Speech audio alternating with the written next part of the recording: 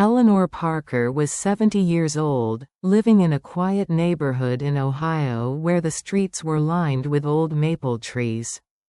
Most mornings she sat on her front porch with a cup of warm tea, watching the world pass slowly by. She had lived a long life, raised her son alone, worked 2 jobs, and seen enough joy and heartbreak to fill a library. But the thing she talked about most these days was her daughter-in-law, Mia. Eleanor always smiled when someone asked, "So how's your daughter-in-law?" She would say, "Let me tell you, that girl is a blessing I never saw coming." When Daniel first brought Mia home years ago, Eleanor had been nervous. She worried if they would get along, wondered if Mia would understand her son, and feared she might lose the close bond she had with him. But all those worries disappeared the moment she met her. Mia stood at the door holding a peach cobbler, smiling shyly. Eleanor remembered thinking, "This girl has a good heart." Over time, Mia proved that again and again. She didn't try to impress anyone. She didn't try to act perfect.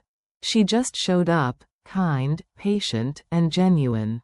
She helped Eleanor carry groceries, listened to her old stories, learned her favorite tea, and always made sure Eleanor felt included, not forgotten.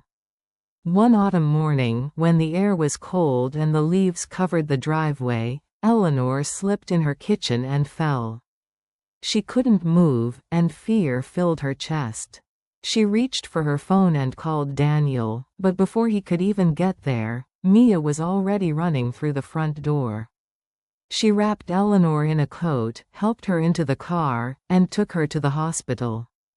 She stayed with her the entire day, holding her hand, talking softly, making her laugh through the pain. Eleanor never forgot that moment. She told the nurses, "That girl isn't just my daughter-in-law. She's my daughter." After Eleanor healed, the 2 women grew even closer. They sat on the porch every evening, drinking tea and talking about everything, from cooking to family to the silly things Daniel did when he was a kid. Mia would tease, "I'm learning all the secrets about your son," and Eleanor would laugh until her eyes watered. What Eleanor loved most was that Mia never treated her like a burden. She treated her like a friend, like someone who still had value, stories, and wisdom to offer. And Eleanor, who had spent so much of her life being strong alone, finally felt what it was like to be cared for. She often told her neighbors, "People think family is just blood. But no, family is someone who chooses you every day."